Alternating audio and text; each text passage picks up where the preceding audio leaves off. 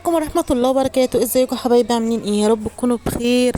معاكم النهاردة ان شاء الله فيديو جديد وقصة جديدة. والنهاردة القصة مختلفة جدا عن اي مرة فاتت، رعب من الواقع على لسان اصحابها، لكن القصة مصرية مصرية. مش هنكلمكم يا حبايبي عن مصاصين الدماء في قلاع رومانيا، ولا وحوش ضخمة بتخرج من بحيرة في فرنسا، لكن هنكلمكم عن مكان مشهور جدا جدا ممكن يبعد عن منزل حد فيكم بأمتار قليلة. وطبعا معظم الاسكندرانية عارفين أنا بتكلم عن ايه. بتكلم عن عمارة العفاريت أو عمارة الأشباح، عمارة رشدي. وعلى عكس يا حبايبي قصص الرعب الأمريكية اللي بتلاقي البيوت بعيدة عن المناطق السكنية والعمران، وبتكون في حتت كده موجودة جنب البحيرات زي ما بنشوف في الأفلام. لا، العمارة هنا موجودة في حي من أحياء الإسكندرية. تمام يا حبايبي؟ وكمان جنبها في بنزينة وفي منازل من كل جانب.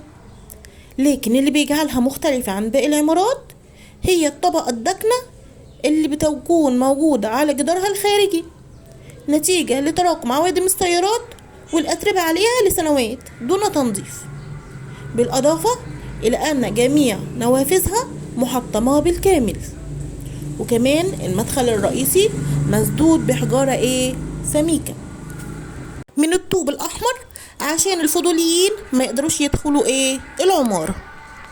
العمارة دي يا حبايبي من الستينات، محدش يقدر يقتحمها، وكل اللي يفكر ان هو يخش عشان يسكنها كان بيواجه نهاية مأساوية، زي الراجل اليوناني اللي سكن لمدة يومين وبعدين اختفى هو والعائلة بتاعته كلها في حادثة مركب صيد، او الراجل اللي رمى نفسه من الدور الاخير بعد ليلة كان صراخه فيها كبير جدا، وكمان العريس اللي اتفاجئ بعد ساعة من دخول الشقة مع عروسته ببقع الدم اللي بتسال من الجدار. وكان في قط كبير قوي عمال يطاردهم لحد ما استيقظوا ولقوا نفسهم فاقدين الوعي في الشارع شبه عراية.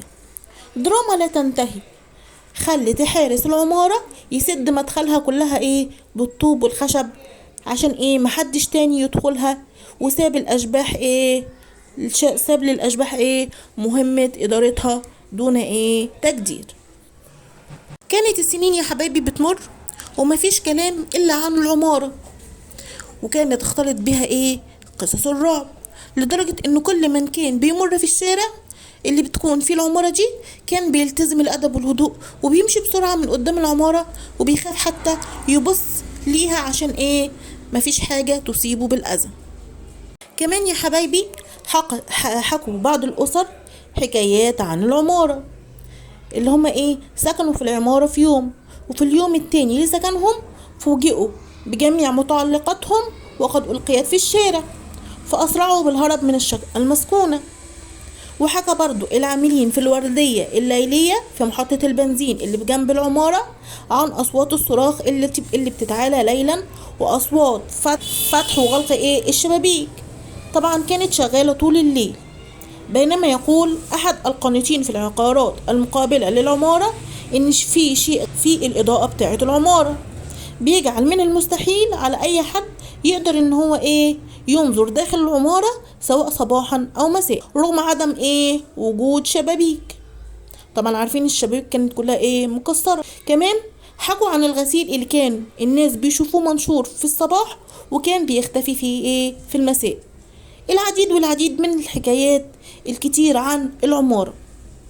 إلى جانب الأحاديث دي كان البعض بيؤكد أن أصل الحكاوي دي حكاوي من الناس مش حكاوي حقيقية. اختلفت بقى يا حبايبي الأقاويل عن سبب وجود الأشباح في عمارة رشدي. في اللي بيقولك أن سبب وجود الأشباح أن كان في واحد من الناس اللي شغالين في العمارة كان معاه مصحف، والمصحف ده يا حبايبي وقع منه تحت الاساسات بتاعه العماره لما كانوا بيصبوها، فاصبحت العماره دي ملعونه.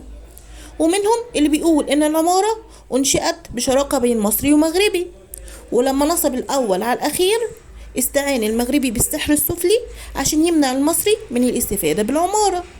في أقاويل كمان يا حبايبي بيقولوا إن مالك العمارة ده مسافر للخارج، وكان بيخشى إن بعض البلطجية يحطوا إيديهم على العمارة ويستولوا عليها، فروج لفكرة العفاريت اللي بتسكن العمارة عشان محدش من الأشخاص دي يدخلوا العمارة ويستولوا عليها. وفي يوم من الأيام يا حبايبي استيقظ أهل اسكندرية على صفحة تم إنشائها على الفيسبوك، أنشأها شاب اسمه الزعيري، ماله بيحرض الجمهور على اقتحام عمارة الأشباح. وكان عدد المشاركين في الصفحة دي بيزيد، وبيحددوا على الصفحة ساعة الصفر، وطالبوا الجماهير بالاحتشاد عند العمارة للقضاء على الأسطورة. تجمع يا حبايبي كتير قوي من الناس في الموعد المحدد، كلهم حماس لتحرير الجميع من الوهم بمن فيهم غير المهتمين.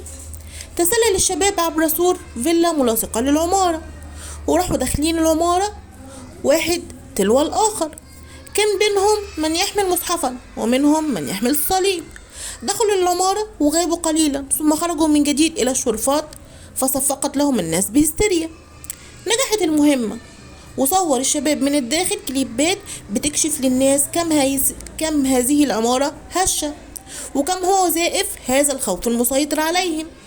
كانت الكليبات التي صورت بين الجماهير في الشارع تتضمن طوال الوقت رجلا كبيرا في السن ممتعضا مما حدث، ويحذر من باب الجحيم الذي انفتح على الجميع، أو يبدي خوفه من العواقب المحتملة، خصوصا أن سكان المنطقة لم يشكوا من الوضع. حدثت فوضى ما أزعج منها كثيرون، فتدخلت الشرطة وتم إخراج الشباب وإغلاق العمارة، ولكن بصورة أكبر صرامة. هنا شعر الشباب بالإحباط بعد أن فقدوا قصة تدعو للفخر عن الخوف الذي أزاحوه من قلوب الناس. من المؤكد أنك قادر على تخيل مدى حزنهم، وعلى تخيل مدى رضا كبار الناس عن أنفسهم وشعورهم براحة الضمير. لكن الأمر الذي لن تستطيع أن تتخيله هو تلك الفرحة العارمة التي يعيشها الآن أشباح العمارة.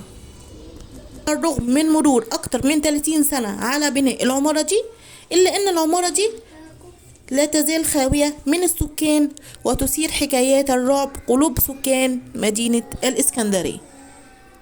وبكده يا حبايب قلبي وصلنا لنهاية قصتنا النهاردة، وهي عن عمارة رشدي، عمارة الأشباح أو عمارة العفاريت. أتمنى القصة تكون نالت إعجابكم، وطبعا هي قصة حقيقية عارفينها جميع أهالي اسكندرية، خصوصا اللي ساكنين في رشدي. يا رب القصة تكون عجبتكم. أتمنى تدعمونا باللايك، ما تنسوش تزوروا صفحتنا على الفيسبوك منوعات مع لميا، وكمان تيك توك، وأشوفكم في فيديو جديد. أستودعكم الله، السلام عليكم ورحمة الله وبركاته.